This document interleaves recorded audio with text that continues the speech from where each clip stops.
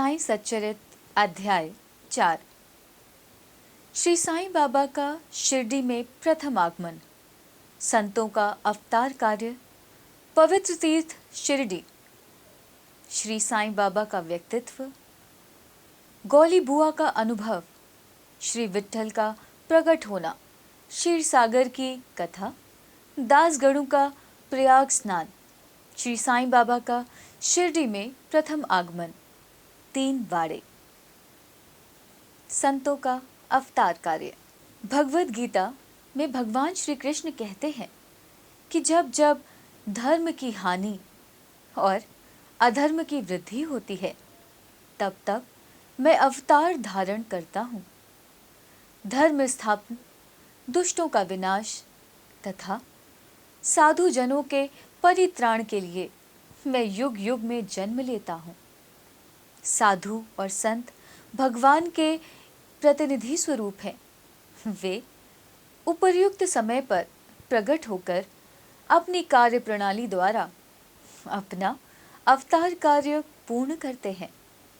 अर्थात जब ब्राह्मण, क्षत्रिय और वैश्य अपने कर्तव्यों से विमुख हो जाते हैं, जब शूद्र उच्च जातियों के अधिकार छीनने लगते हैं, जब धर्म के आचार्यों का अनादर तथा निंदा होने लगती है, जब लोग निषिद्ध भोज्य पदार्थों और मदिरा आदि का सेवन करने लगते हैं, जब धर्म आड़ में निंदित कार्य होने लगते हैं, जब भिन्न भिन्न धर्मावलंबी परस्पर लड़ने लगते हैं, जब ब्राह्मण संध्यादि कर्म छोड़ देते हैं, कर्मठ पुरुषों को धार्मिक कृत्यों में अरुचि उत्पन्न हो जाती है, जब योगी ध्यान आदि कर्म करना छोड़ देते हैं और जब जन साधारण की ऐसी धारणा हो जाती है कि केवल धन, संतान और स्त्री ही सर्वस्व है, तथा इस प्रकार जब लोग सत्य मार्ग से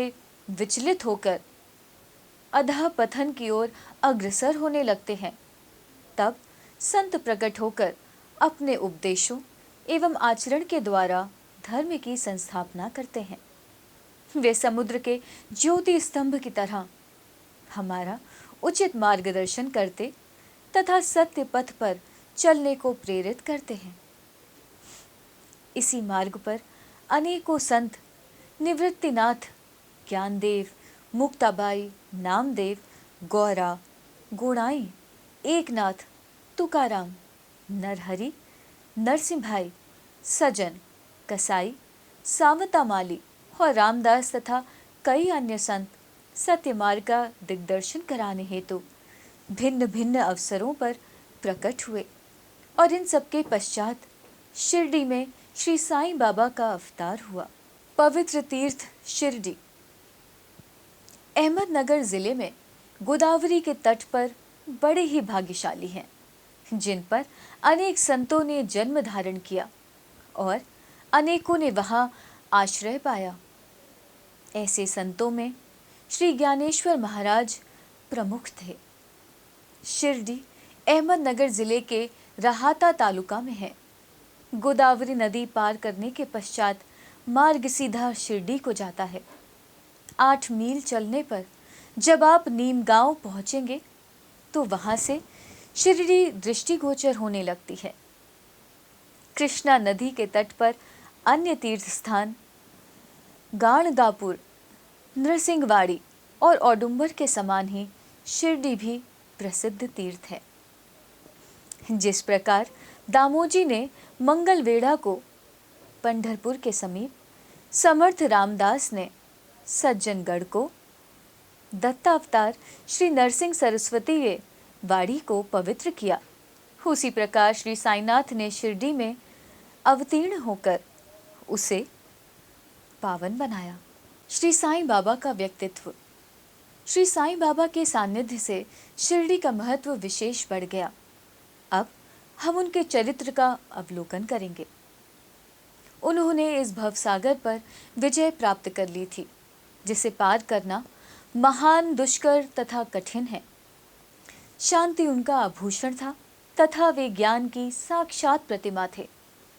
वैष्णव भक्त सदैव वहां आश्रय पाते थे।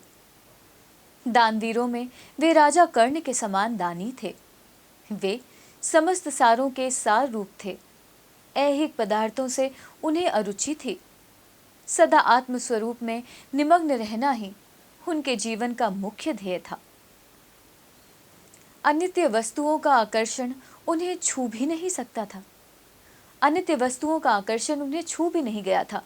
उनका हृदय शीशे के सदृश उज्ज्वल था। उनके श्रीमुख से सदैव अमृत वर्षा होती थी। अमीर और गरीब उनके लिए दोनों एक ही समान थे। मान अपमान की उन्हें किंचित मात्र भी चिंता न थी। वे निर्भय होकर संभाषण करते, भांति भांति के लोगों से मिलजुल कर रहते, नर्तकियों का अभिनय तथा नृत्य देखते और गजल कव्वालियां भी सुनते थे। इतना सब करते हुए भी उनकी समाधि किंचित मात्र भी भंग न होती थी। अल्लाह का नाम सदा उनके होठों पर था। जब दुनिया जागती तो वे सोते, और जब दुनिया सोती तो वे जागते थे। उनका अंतःकरण प्रशांत महासागर की तरह शांत था। न उनके आश्रम का कोई निश्चय कर सकता था और न उनकी कार्यप्रणाली का अंत पा सकता था। कहने के लिए तो वे एक स्थान पर निवास करते थे, परंतु विश्व के समस्त व्यवहारों व व्यापारों का उन्हें भली भांति ज्ञान था। उनके दरबार का रंग ही निराला था। वे प्रतिदिन अनेक किंवदंतियां कहते थे, परंतु उनकी अखंड शांति किंचित मात्र भी विचलित न होती थी। वे सदा मस्जिद की दीवार के सहारे बैठे रहते थे तथा प्रातः, मध्याह्न और सायंकाली लेंडी और चावड़ी की ओर वायु सेवन करने जाते तो भी सदा आत्मस्थित ही रहते थे। स्वतः सिद्ध होकर भी वे साधकों के समान आचरण करते थे।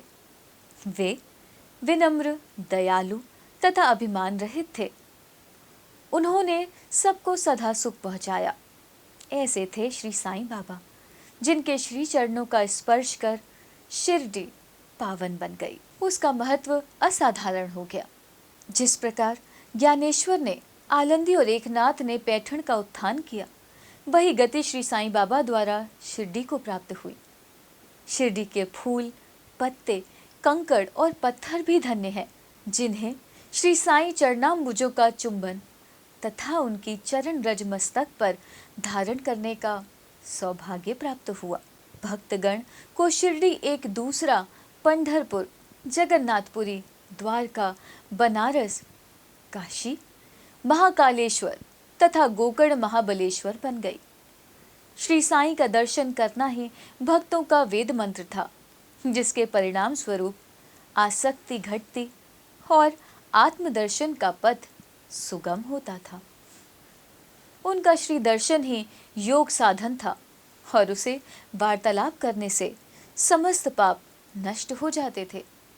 उनका पाद सेवन करना ही त्रिवेणी, प्रयाग स्नान के समान था तथा चरणामृत पान करने के मात्र से ही समस्त इच्छाओं की तृप्ति होती थी।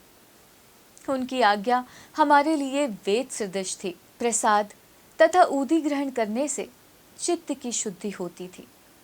वे ही हमारे राम और कृष्ण थे, जिन्होंने हमें मुक्ति प्रदान की। वे सदा आत्मस्थित, चैतन्य घन तथा आनंद की मंगल मूर्ति थे। कहने को तो शिरडी उनका मुख्य केंद्र था, परंतु उनका कार्य क्षेत्र पंजाब, कलकत्ता, उत्तरी भारत, गुजरात, ढाका और कोंकण तक विस्तृत था। श्री साईं बाबा की कीर्ति दिन प्रतिदिन चहुं ओर फैलने लगी और जगह जगह से दर्शनार्थ आकर उनके भक्त लाभ उठाने लगे। केवल दर्शन से ही मनुष्यों, चाहे वे शुद्ध अथवा अशुद्ध हृदय के हों, उनके चित्त को परम शांति मिल जाती थी। उन्हें उसी आनंद का अनुभव होता था जैसा कि पंढरपुर में श्री विट्ठल के दर्शन से होता है। यह कोई अतिशयोक्ति नहीं है। देखिए, एक भक्त ने यही अनुभव पाया है। गौली बुआ, लगभग 95 वर्ष के वयोवृद्ध भक्त, जिनका नाम गौली बुआ था, पंढरी के एक वारकरी थे। वे 8 मास पंढरपुर तथा 4 मास आषाढ़ से कार्तिक तक गंगा तट पर निवास करते थे। सामान ढोने के लिए वे एक गधे को अपने पास रखते और एक शिष्य भी सदैव उनके साथ रहता था। वे प्रतिवर्ष वारी लेकर पंढरपुर जाते और लौटते समय श्री बाबा के दर्शनार्थ शिरडी आते थे। बाबा पर उनका अगाध प्रेम था। वे बाबा की ओर एकटक निहारते और कह उठते थे कि ये तो श्री पंढरीनाथ, श्री विट्ठल के अवतार हैं, जो अनाथनाथ, दीन दयालु और दीनों के नाथ हैं। गौली बुआ श्री विठोबा के परम भक्त थे। उन्होंने अनेक बार पंढरी की यात्रा की तथा प्रत्यक्ष अनुभव किया कि साईं बाबा सचमुच में ही पंढरीनाथ हैं। विट्ठल स्वयं प्रकट हुए। श्री साईं बाबा की ईश्वर चिंतन और भजन में विशेष अभिरुचि थी। वे सदैव अल्लाह मालिक पुकारते तथा भक्तों से कीर्तन सप्ताह करवाते थे। इसे नाम सप्ताह भी कहते हैं। एक बार उन्होंने दासगणों को कीर्तन सप्ताह करने की आज्ञा दी। दासगणों ने बाबा से कहा कि आपकी आज्ञा मुझे शिरोधार्य है, परंतु इस बात का आश्वासन मिलना चाहिए कि सप्ताह के अंत में विट्ठल अवश्य प्रकट होंगे, परंतु साथ ही भक्तों में श्रद्धा व तीव्र उत्सुकता का होना भी अनिवार्य है। ठाकुर नाथ की डंकपुरी, विट्ठल की पंढरी, रणछोड़ की द्वारका यही तो है। किसी को दूर जाने की आवश्यकता नहीं है। क्या विट्ठल कहीं बाहर से आएंगे? वे तो यहीं विराजमान हैं। जब भक्तों में प्रेम और भक्ति का स्रोत प्रवाहित होगा तो विट्ठल स्वयं ही यहाँ प्रकट हो जाएंगे। सप्ताह समाप्त होने के बाद विट्ठल भगवान इस प्रकार प्रकट हुए। काका साहेब दीक्षित सदैव की भांति स्नान करने के पश्चात जब ध्यान करने को बैठे तो उन्हें विट्ठल के दर्शन हुए। दोपहर के समय जब वे बाबा के दर्शनार्थ मस्जिद पहुंचे तो बाबा ने उनसे पूछा, क्यों, विट्ठल पाटिल आए थे ना? वे बहुत चंचल हैं, उनको दृढ़ता से पकड़ लो। यदि थोड़ी भी असावधानी की तो वे बचकर निकल जाएंगे। यह प्रातःकाल की घटना थी और दोपहर के समय उन्हें पुनः दर्शन हुए। उसी दिन एक चित्र बेचने वाला विठोबा के 25-30 चित्र लेकर वहां बेचने आया। यह चित्र ठीक वैसा ही था जैसा कि काका साहेब दीक्षित को ध्यान में दर्शन हुए थे। चित्र देखकर और बाबा के शब्दों का स्मरण कर काका साहेब को बड़ा विस्मय और प्रसन्नता हुई। उन्होंने एक चित्र सहर्ष खरीद लिया और उसे अपने देवघर में प्रतिष्ठित कर दिया। थाना के अवकाश प्राप्त मामलतदार श्री B.V. द्विवेदी ने अपने अनुसंधान के द्वारा यह प्रमाणित कर दिया है कि शिरडी पंढरपुर की परिधि में आती है। दक्षिण में पंढरपुर श्री कृष्ण का प्रसिद्ध स्थान है, अतः वो शिरडी ही द्वारका है। साईं लीला पत्रिका भाग 12 अंक 1, 2, 3 के अनुसार द्वारका की एक और व्याख्या सुनने में आई है, जो कि के नारायण अय्यर द्वारा लिखित भारतवर्ष का स्थायी इतिहास में स्कंद पुराण भाग 2 पृष्ठ 90 वहां से उद्धृत की गई है। वो इस प्रकार है, चतुर्वर्णामपि वर्गाणाम यत्र द्वाराणि सर्वतः अतो द्वारावतीत युक्ता विद्वत्ति सत्व वाद भी। जो स्थान चारों वर्गों के लोगों को धर्म, अर्थ, काम और मोक्ष के लिए सुलभ हो, दार्शनिक लोग उसे द्वारका के नाम से पुकारते हैं।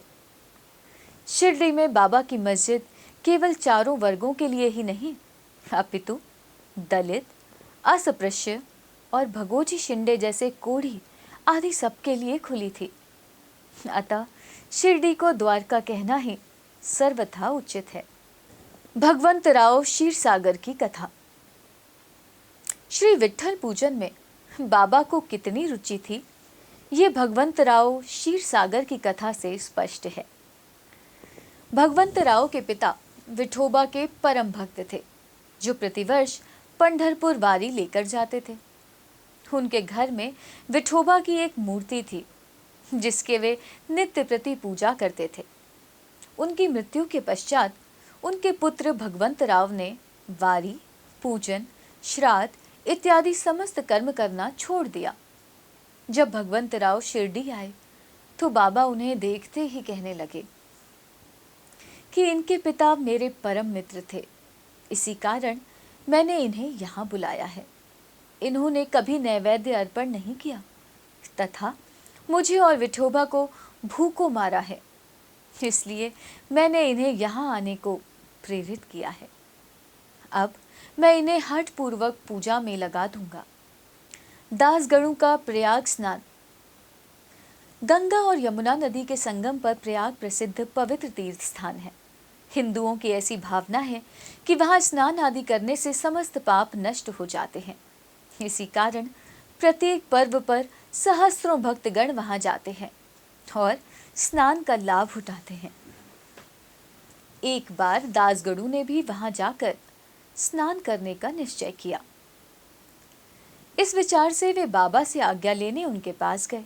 बाबा ने कहा कि इतनी दूर व्यर्थ भटकने की क्या आवश्यकता है, अपना प्रयाग तो यही है, मुझ पर विश्वास करो। आश्चर्य, महान आश्चर्य। जैसे ही दासगणों बाबा के चरणों पर नत हुए तो बाबा के श्री चरणों से गंगा यमुना की धारा वेग से प्रवाहित होने लगी। ये चमत्कार देखकर दासगणों का प्रेम और भक्ति उमड़ पड़ी। आंखों से अश्रुओं की धारा बहने लगी। उन्हें कुछ अंतःस्फूर्ति हुई और उनके मुख से श्री साईं बाबा की स्तोत्रविनी स्वतः प्रवाहित होने लगी। श्री साईं बाबा का शिरडी में प्रथम आगमन। श्री साईं बाबा के माता पिता, उनके जन्म और जन्म स्थान का किसी को भी ज्ञान नहीं है। इस संबंध में बहुत छानबीन की गई। बाबा से तथा अन्य लोगों से भी इस विषय में पूछताछ की गई, परंतु कोई संतोषप्रद उत्तर अथवा सूत्र हाथ ना लग सका। यथार्थ में हम लोग इस विषय में सर्वथा अनभिज्ञ हैं। नामदेव और कबीरदास जी का जन्म अन्य लोगों की भांति नहीं हुआ था। वे बाल रूप में प्रकृति की गोद में पाए गए थे। नामदेव भीमरथी नदी के तीर पर गोनाई को और कबीर भागीरथी नदी के तीर पर तमाल को पढ़े हुए मिले थे। और ऐसा ही श्री साईं बाबा के संबंध में भी था। वे शिरडी में नीम वृक्ष के तले 16 वर्ष की तरुणावस्था में स्वयं भक्तों के कल्याणार्थ प्रकट हुए थे। उस समय वे भी पूर्ण ब्रह्म ज्ञानी प्रतीत होते थे। स्वप्न में भी उनको किसी लौकिक पदार्थ की इच्छा नहीं थी। उन्होंने माया को ठुकरा दिया था और मुक्ति उनके चरणों में लौटती थी। शिरडी ग्राम की एक वृद्ध स्त्री नाना चोपदार की मां ने उनका इस प्रकार वर्णन किया है। एक तरुण, स्वस्थ, फुर्तीला तथा अति रूपवान बालक सर्वप्रथम नीम वृक्ष के नीचे समाधि में लीन दिखाई पड़ा। सर्दी व गर्मी की उन्हें किंचित मात्र भी चिंता न थी। उन्हें इतनी अल्प आयु में इस प्रकार कठिन तपस्या करते देखकर लोगों को महान आश्चर्य हुआ। दिन में वे किसी से भेंट नहीं करते थे और रात्रि में निर्भय होकर एकांत में घूमते थे। लोग आश्चर्यचकित होकर पूछते फिरते थे कि इस युवक का कहाँ से आगमन हुआ है। उनकी बनावट तथा आकृति इतनी सुंदर थी कि एक बार देखने मात्र से लोग आकर्षित हो जाते थे। वे सदा नीम वृक्ष के नीचे बैठे रहते थे और किसी के द्वार पर न जाते थे। यद्यपि वे देखने में युवक प्रतीत होते थे, परंतु उनका आचरण महात्माओं की सदृश था। वे त्याग और वैराग्य की साक्षात प्रतिमा थे। एक बार एक आश्चर्यजनक घटना हुई। एक भक्त को भगवान खंडोबा का संचार हुआ। लोगों ने शंका निवारणार्थ उनसे प्रश्न किया कि हे देव, कृपया बतलाइए कि ये किस भाग्यशाली पिता की संतान है और उनका कहाँ से आगमन हुआ है। भगवान खंडोबा ने एक कुदाली मंगवाई और एक निर्दिष्ट स्थान पर खोदने का संकेत किया। जब वो स्थान पूर्ण रूप से खोदा गया तो वहां एक पत्थर के नीचे ईंटें पाई गईं। पत्थर को हटाते ही एक द्वार दिखा जहां पर 4 दिए जल रहे थे। उन दरवाजों का मार्ग एक गुफा में जाता था, जहां गौमुखी आकार की इमारत, लकड़ी के तख्ते, मालाएं आदि दिखाई पड़ी। भगवान खंडोबा कहने लगे कि इस युवक ने इस स्थान पर 12 वर्ष तपस्या की है। तब लोग युवक से प्रश्न करने लगे, परंतु उसने ये कहकर बात टाल दी कि ये मेरे गुरुदेव की पवित्र भूमि है, अतएव मेरा पूज्य स्थान है। तब लोगों ने उस दरवाजे को पूर्ववत बंद कर दिया। जिस प्रकार अश्वत्थ तथा औडुंबर वृक्ष पवित्र माने जाते हैं, उसी प्रकार बाबा ने भी नीम वृक्ष को उतना ही पवित्र माना और प्रेम किया। महलसापति तथा शिरडी के अन्य भक्त इस स्थान को बाबा के गुरु का समाधि स्थान मानकर सदैव नमन किया करते थे। 3 वाड़े। नीम वृक्ष के आसपास की भूमि श्री हरि विनायक साठे ने मोल ले ली और उस स्थान पर एक विशाल भवन का निर्माण किया, जिसका नाम साठेवाड़ा रखा गया। बाहर से आने वाले यात्रियों के लिए वो वाड़ा ही एकमात्र विश्राम स्थान था, जहां सदैव भीड़ रहा करती थी। नीम वृक्ष के नीचे चारों ओर चबूतरा बांधा गया। सीढ़ियों के नीचे दक्षिण की ओर एक छोटा सा मंदिर है, जहां भक्त लोग चबूतरे के ऊपर उत्तराभिमुख होकर बैठते हैं। ऐसा विश्वास किया जाता है कि जो भक्त गुरुवार तथा शुक्रवार की संध्या को वहां धूप, अगरबत्ती आदि सुगंधित पदार्थ जलाते हैं, वे ईश कृपा से सदैव सुखी होंगे। ये वाड़ा बहुत पुराना तथा जीर्ण शीर्ण स्थिति में था तथा इसके जीर्णोद्धार की नितांत आवश्यकता थी, जो संस्थान द्वारा पूर्ण कर दी गई। कुछ समय के पश्चात एक दूसरे वाड़े का निर्माण हुआ, जिसका नाम दीक्षित वाड़ा रखा गया। काका साहेब दीक्षित कानूनी सलाहकार जब इंग्लैंड में थे, तब वहां उन्हें किसी दुर्घटना से पैर में चोट आ गई थी। उन्होंने अनेक उपचार किए, परंतु पैर अच्छा ना हो सका। नाना साहेब चांदोरकर ने उन्हें बाबा की कृपा प्राप्त करने का परामर्श दिया, इसलिए उन्होंने सन 1909 में बाबा के दर्शन किए। उन्होंने बाबा से पैर के बदले अपने मन की पंगुता दूर करने की प्रार्थना की। बाबा के दर्शन से उन्हें इतना सुख प्राप्त हुआ कि उन्होंने स्थायी रूप से शिरडी में रहना स्वीकार कर लिया और इसी कारण उन्होंने अपने तथा भक्तों के हेतु एक वाड़े का निर्माण कराया। इस भवन का शिलान्यास दिनांक 1/12/1910 को किया गया। उसी दिन अन्य 2 विशेष घटनाएं घटित हुईं। पहली, श्री दादा साहेब खापड़े को घर वापस लौटने की अनुमति हो गई और दूसरी, चावड़ी में रात्रि को आरती आरंभ हो गई। कुछ समय में वाड़ा संपूर्ण रूप से बन गया और रामनवमी 1911 के शुभ अवसर पर उसका यथाविधि उद्घाटन कर दिया गया। इसके बाद एक और वाड़ा मानो एक शाही भवन नागपुर के प्रसिद्ध श्रीमंत बूटी ने बनवाया। इस भवन के निर्माण में बहुत धनराशि लगाई गई। उनकी समस्त निधि सार्थक हो गई, क्योंकि बाबा का शरीर अब वहीं विश्रांति पा रहा है और फिलहाल वो समाधि मंदिर के नाम से विख्यात है। इस मंदिर के स्थान पर पहले एक बागीचा था, जिसमें बाबा स्वयं पौधों को सींचते और उनकी देखभाल किया करते थे। वहां पहले एक छोटी सी कुटी भी नहीं थी। वहां 3 वाड़ों का निर्माण हो गया। इन सब में साठेवाड़ा पूर्व काल में बहुत ही उपयोगी था। बागीचे की कथा, वामन तात्या की सहायता से स्वयं बागीचे की देखभाल, शिरडी से श्री साईं बाबा की अस्थायी अनुपस्थिति तथा चांद पाटिल की बारात में पुनः शिरडी लौटना, देवीदास, जानकीदास और गंगागीर की संगति, मुहिद्दीन तंबोली के साथ कुश्ती, मस्जिद में निवास, श्री डोंगले व अन्य भक्तों पर प्रेम तथा अन्य घटनाओं का अगले अध्याय में वर्णन किया गया है।